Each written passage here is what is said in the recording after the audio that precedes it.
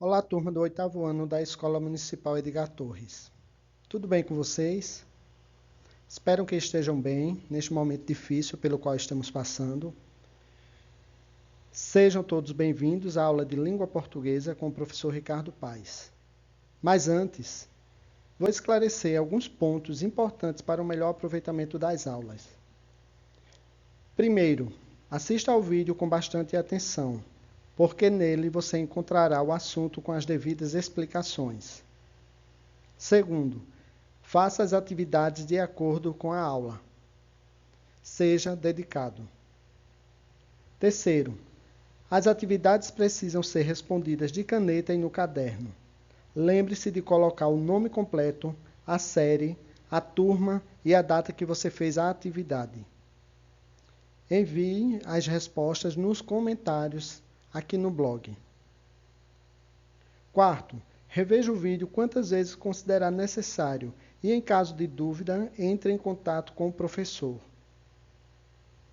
Agora vamos à aula, que terá como tema contexto de produção dos textos legais e normativos. Bons estudos! A aula de hoje será dividida em dois momentos. No primeiro, estudaremos o contexto de produção dos textos, acompanhado de reflexões para reconhecer a forma de organização dos textos normativos e legais, levantando temas de relevância social que resultem na conscientização dos direitos e deveres da sociedade em geral. Quando nos referimos na sociedade em geral, indica que estamos nos referindo a tudo o que nos cerca, como, por exemplo, os direitos e deveres de cada pessoa no ambiente escolar, no trabalho, lazer, enfim, na vida em sociedade. No segundo momento, o nosso olhar será para o Estatuto e o Regulamento, para que possamos desvendar detalhes destes gêneros textuais.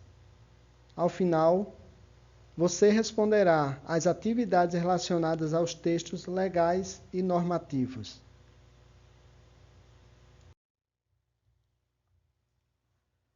O que são textos legais e normativos?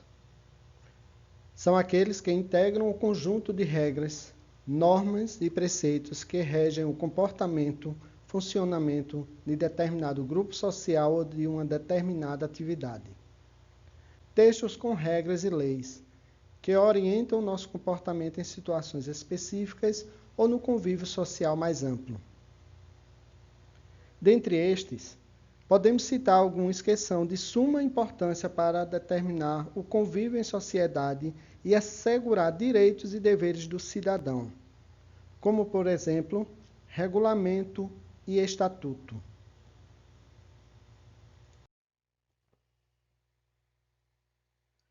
Gêneros normativos e legais.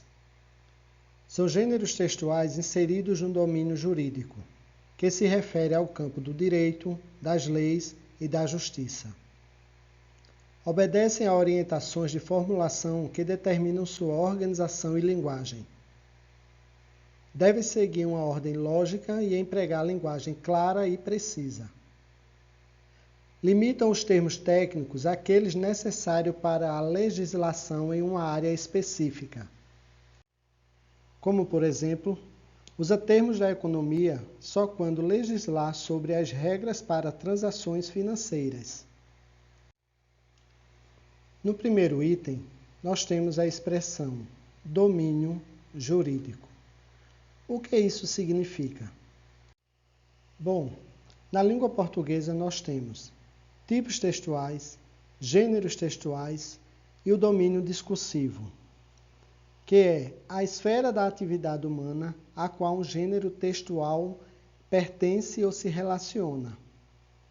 Portanto, temos domínios discursivos na área jornalística, na área econômica, literária, entre outras. A estrutura dos textos de leis. Acompanhe alguns detalhes dessa estrutura observando a imagem.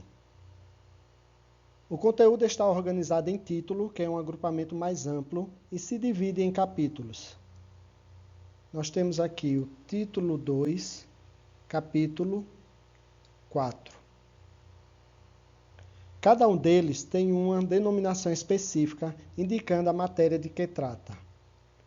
Por exemplo, no capítulo 2 do Estatuto da Criança e do Adolescente, trata dos direitos fundamentais. O capítulo 4 trata do direito à educação, à cultura, ao esporte e ao lazer. Artigos. Artigo 53, artigo 54. As subdivisões da lei são compostas por artigos. Os artigos estão numerados de forma sequencial em algarismos arábicos. 1, 2, 3, 4 e assim sucessivamente.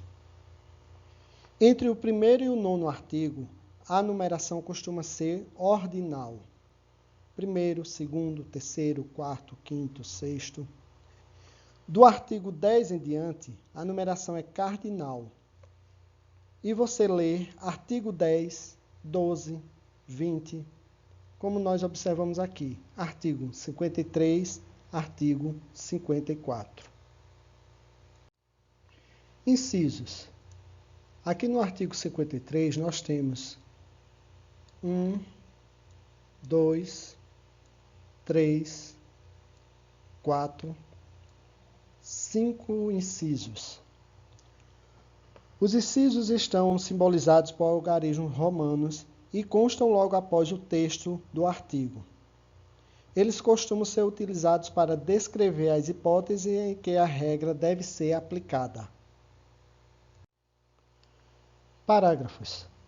Se o artigo dispuser de apenas um parágrafo, ele será denominado parágrafo único, como é o caso aqui do artigo 53, que tem apenas um parágrafo denominado de parágrafo único. Se existirem múltiplos parágrafos, eles serão designados pelo símbolo parágrafo seguido da respectiva numeração. Vejam aqui, parágrafo 1º, parágrafo 2º, parágrafo 3º.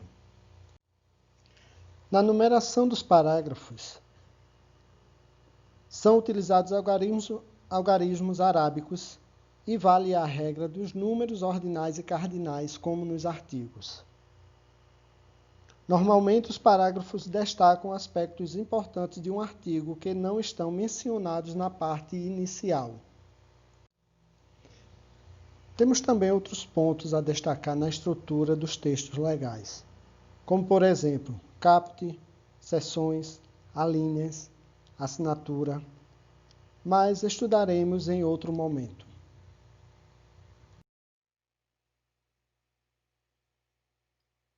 Agora veremos algumas anotações da estrutura dos textos de leis. Títulos, capítulos, caput, artigos, parágrafos, incisos e alíneas. Na explicação anterior, nós já vimos algumas partes dessa. Mas agora eu gostaria de destacar o caput, que é um termo em latim que significa cabeça, refere-se à parte inicial de um artigo na qual se encontra sua ideia central. E as alíneas, que são subdivisões dos incisos simbolizadas por letras minúsculas. As alíneas desempenham a mesma função dos incisos. Elas descrevem as hipóteses em que a regra deve ser aplicada.